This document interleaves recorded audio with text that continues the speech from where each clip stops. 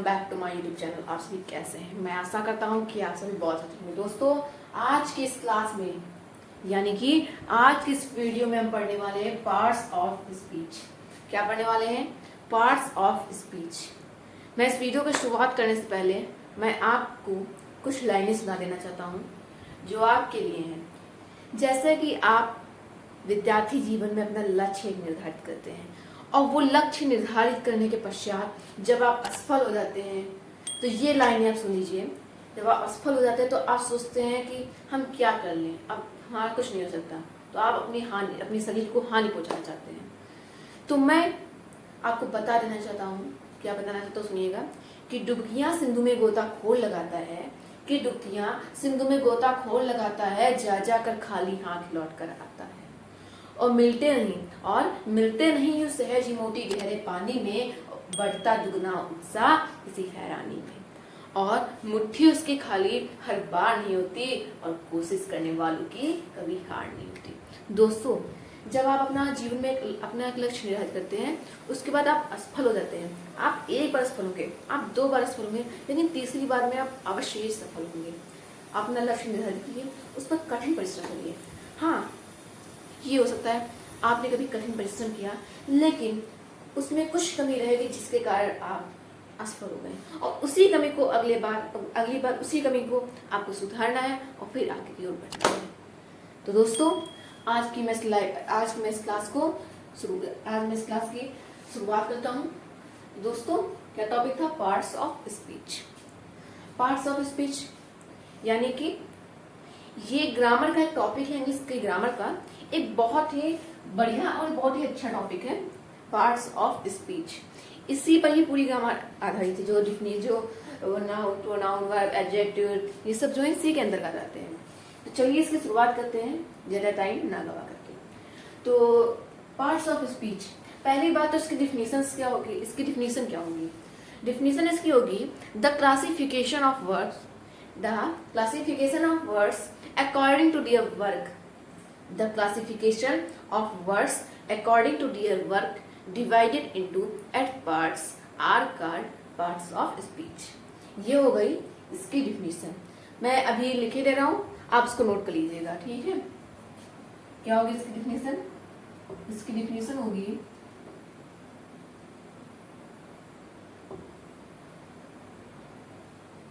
The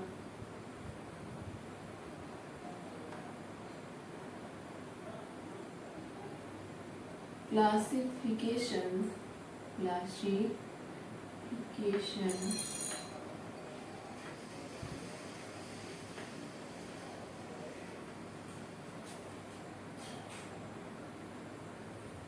the classification of words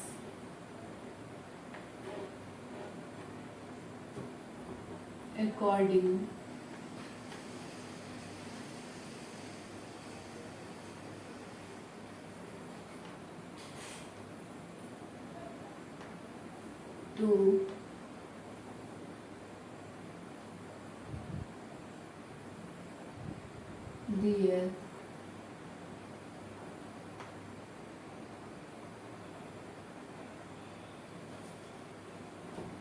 their work.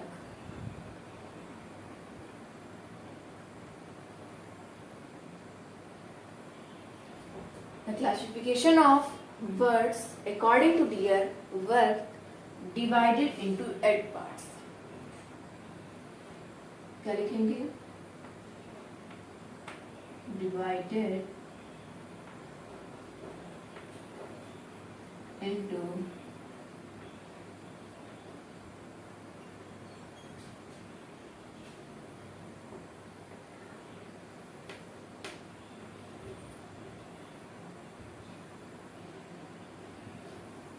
8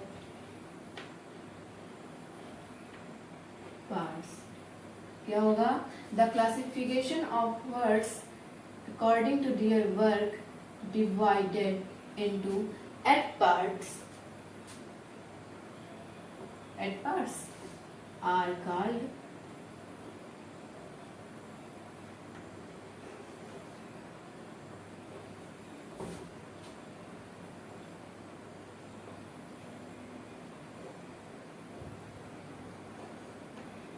parts of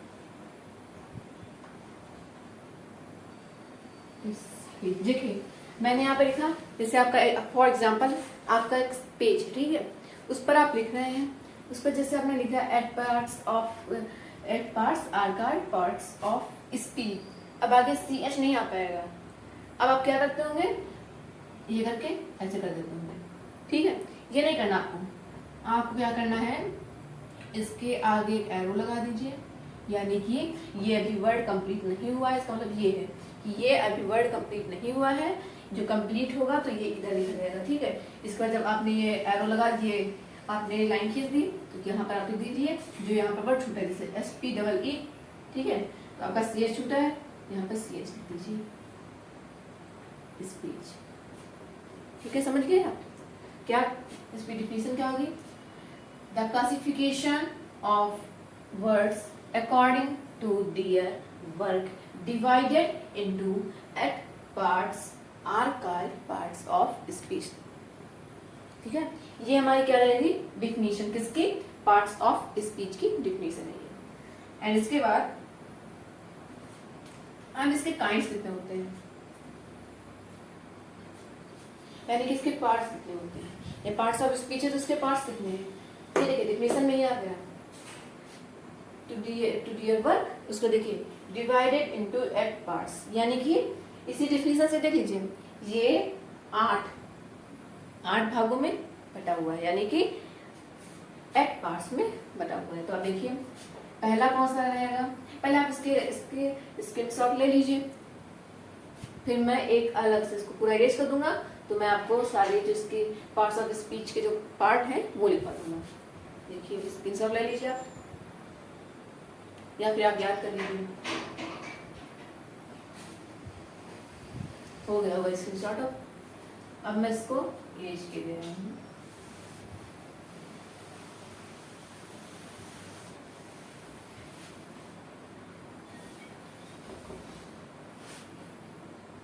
अब क्या है, इसके पार्ट्स कितने होते हैं, इसके पार्ट्स होते हैं टोटल 8, कितने होते हैं 8 पार्ट्स होते हैं। कौन कौन से होते हैं वो मैं आपको बताने जा रहा हूँ। Number 1, number 2, number 3, number 4, number 5, number 6, number 7 and number 8।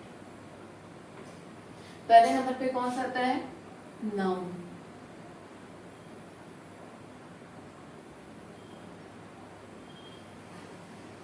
उसके बाद नाउन के बाद कौन सा आता है, नाउन के बाद कौन सा आता है, नाउन के बाद आता है प्रोनाउन। क्या आता है, प्रोनाउन,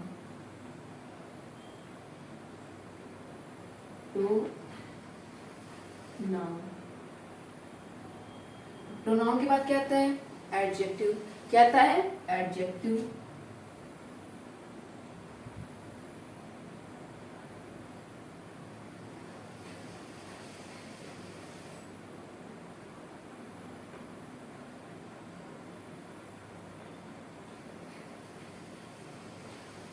एडजेक्टिव, उसके बाद क्या आता है, एडजेक्टिव के बाद नाउन, प्रोनाउन, एडजेक्टिव, एंड इसके बाद क्या आता है, इसके बाद आता है वर्ब, ठीक है। क्या आता है, वर्ब।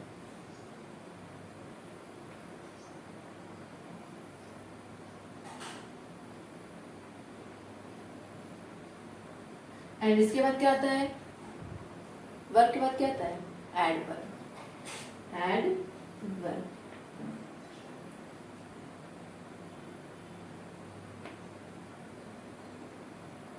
उसके बाद क्या आ जाता है, उसके बाद आता है प्रीपोजिशन, ठीक है, प्रीपोजिशन, प्रीपोजिशन।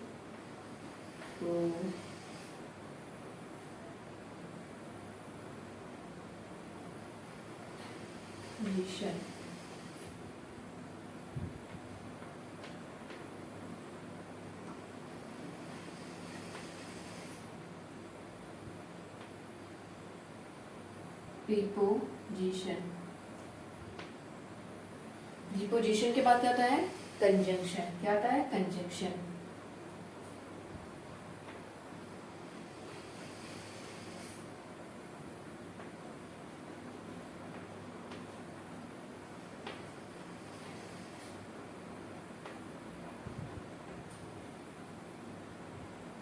प्रीपोजिशन, प्रीपोजिशन के बाद कंजंक्शन। और जो 8वें नंबर पे आता है वो क्या आता है? कंजंक्शन के बाद, कंजंक्शन के बाद आता है इंटरजेक्शन। क्या आता है? इंटरजेक्शन।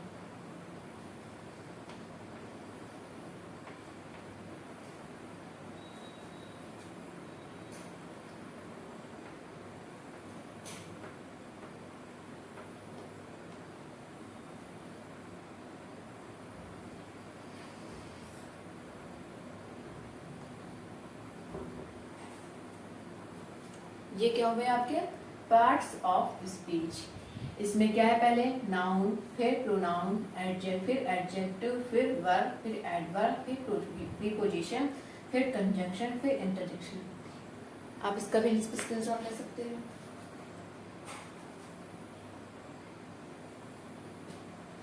पहले मैंने आपको क्या बताया था? पार्ट्स ऑफ स्पीच की डिफिनेशन क्या थी?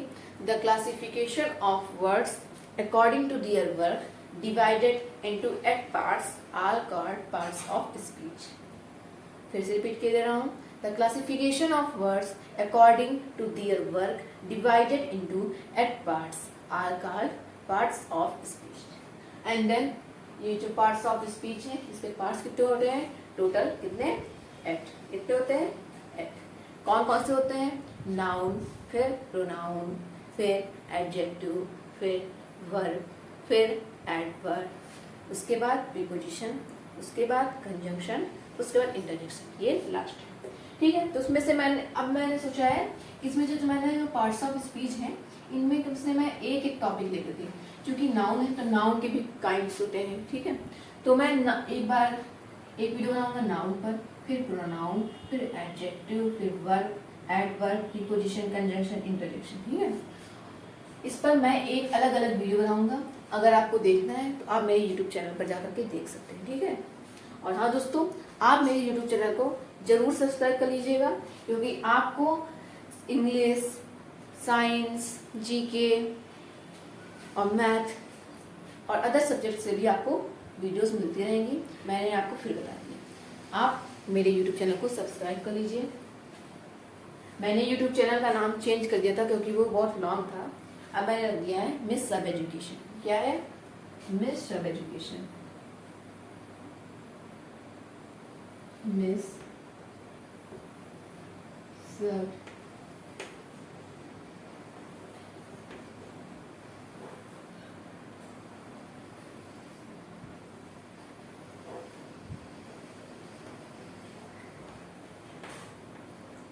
एजुकेशन।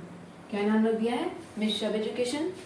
आप इसको सर्च कीजिएगा और उस पर मेरी फोटो लगी हुई है, आप जान जाएंगे कि ये मेरा यूट्यूब चैनल है। ठीक है, आप उस पर जा करके इन सभी टॉपिक्स की भी वीडियोस देख सकते हैं। मिलते हैं नेक्स्ट वीडियो में, तब तक के लिए थैंक यू। जय हिंद, जय भारत। सब्सक्राइब करना मत भूलिएगा।